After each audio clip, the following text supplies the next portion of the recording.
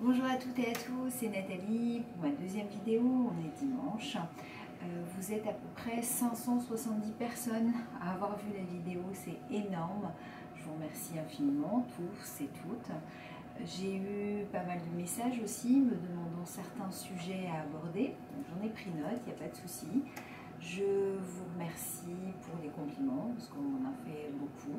Je ne sais pas si je les mérite, mais en tout cas je les prends avec grand plaisir. Donc aujourd'hui, j'ai décidé de parler de deux choses. D'une part, qu'est-ce qu'est la sclérose en plaques?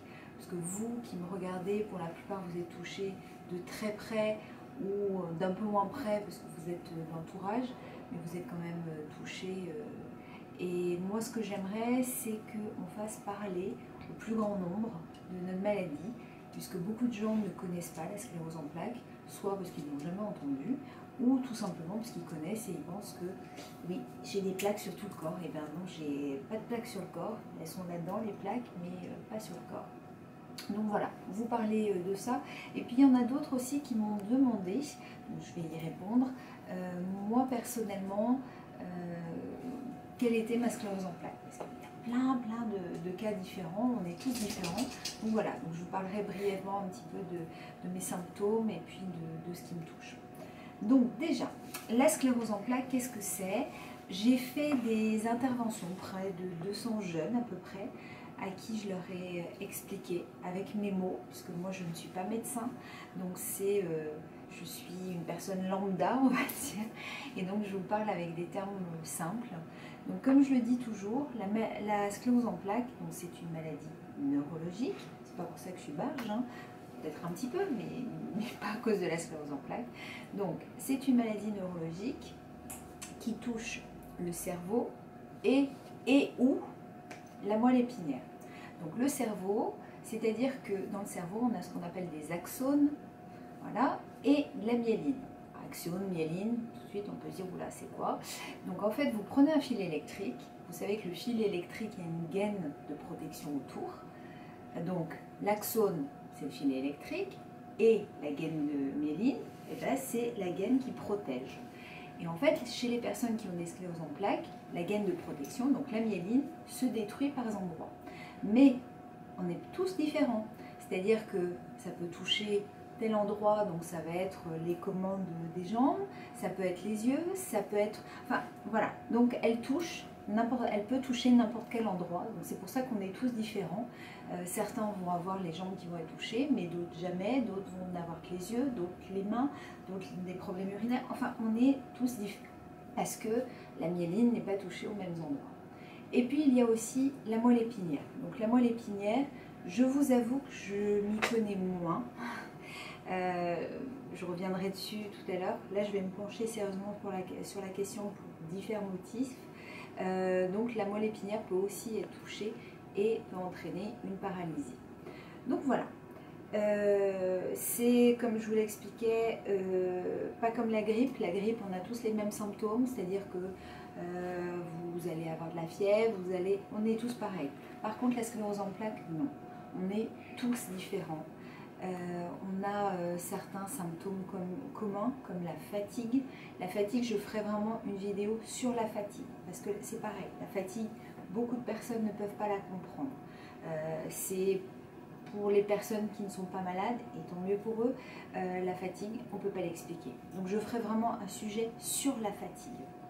Donc la fatigue, ça c'est commun à peu près à toutes les personnes ayant des sclérose en plaques, mais comme je vous disais, on est tous touchés à divers endroits, et le problème de cette maladie, enfin, d'autres maladies, mais en l'occurrence la sclérose en plaques, c'est souvent une maladie invisible. Invisible, c'est-à-dire que vous êtes malade, mais à partir du moment où vous n'êtes pas en fauteuil roulant, et bien pour les gens, vous n'êtes pas malade. Donc ça aussi, c'est un gros problème. Voilà, dire bah non, elle a rien, elle ou il, excusez-moi, n'a rien puisque il est debout et tout, mais si, il ou elle a quelque chose. Donc voilà, donc c'est vraiment une maladie qui est, je dirais, sournoise, vicieuse. Voilà, parce qu'on ne peut pas savoir de quoi demain sera fait. On ne peut jamais prévoir à l'avance, bon, demain je sais que oui, j'ai ma jambe qui... Non, on ne peut rien prévoir. Donc en fait, Il y a 3 types de sclérose en plaques. La sclérose en plaques rémitante, qui est un cas général. La plupart des gens ont une sclérose en plaques rémitante. Donc c'est-à-dire que vous faites ce qu'on appelle des poussées. Les poussées, c'est à un moment X, vous avez certains symptômes qui apparaissent mais qui durent plus de 24 heures. Ce n'est pas un symptôme pendant une demi-heure, c'est pendant plus de 24 heures et qui, soit tout seul ou soit grâce à de la cortisone, reviennent plus ou moins, c'est-à-dire que vous revenez au point de départ ou alors vous avez des séquelles. Vous avez la sclérose en plaques secondairement progressive, c'est-à-dire que vous avez commencé par une rémitante et puis au fil des années, ça a malheureusement évolué. Donc là, vous êtes en secondairement progressive et vous avez la sclérose en plaques d'emblée progressive, c'est-à-dire que c'est assez foudroyant tout de suite.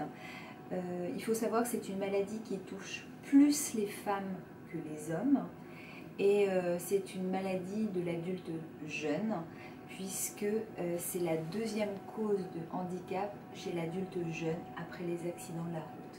Donc voilà, donc c'est vrai qu'en général, mais comme je le dis bien, c'est une généralité, donc c'est une maladie qui est diagnostiquée entre 20 et 40 ans. Elle peut l'être après, elle peut l'être avant, mais la règle générale c'est 20-40. Voilà, donc je pense que en gros, mais je pourrais approfondir plus, mais je vous dis, je ne suis pas médecin, je ne veux pas rentrer dans certains détails. Voilà. Moi personnellement, donc le diagnostic a été posé donc, il y a 20 ans. J'ai eu mes premiers symptômes il y a au moins 25 ans, donc je devais avoir 17 ans à peu près à l'époque. On n'a pas poussé plus parce que les choses sont rentrées dans l'ordre et puis je pense que le médecin de l'époque a compris ce que j'avais, s'est dit vu l'âge qu'elle a, on ne va pas l'embêter à faire plus d'examens. Donc voilà, je le sais depuis que j'ai 20 ans et 17 pour les premiers symptômes. J'ai commencé par une forme rémitante. Depuis quelque temps déjà, je me disais que j'étais en secondairement progressive, ça m'a été confirmé. Et surtout, quand je vous dis qu'il va falloir que je me penche plus pour la moelle épinière, puisque j'avais des IRM, je passe 1 ou 2 IRM par an. Et donc cerveau et moelle épinière, à chaque fois on m'avait dit moelle épinière, il n'y a rien, tout va bien. Et puis en fait on m'a appris il y a quelques mois que ma moelle épinière était en fait touchée, bien touchée, puisqu'elle est trop maigre. Il faut bien avoir quelque chose de maigre. Et en fait elle est atrophiée par certains endroits, donc il faudrait que ça s'arrête, puisque s'il y a une atrophie plus complète, ça voudrait dire paralysie complète. Donc ça, j'avoue que c'est quelque chose que je ne peux pas envisager, parce que non. Donc voilà, donc c'est pour ça que là, comme je dis, bon, maintenant, oui, j'ai mes taches au cerveau, j'en ai pas mal qui sont pas grosses, mais j'en ai beaucoup, donc je suis un peu sapin de Noël. J'ai ma moelle épinière. Je n'avais plus de traitement là parce que je les ai tous eus. D'ailleurs, je ferai aussi une vidéo parlant des traitements. Je les ai tous testés. Certains, alors j'en vois qui vont sourire, m'appellent le cobaye. Donc voilà.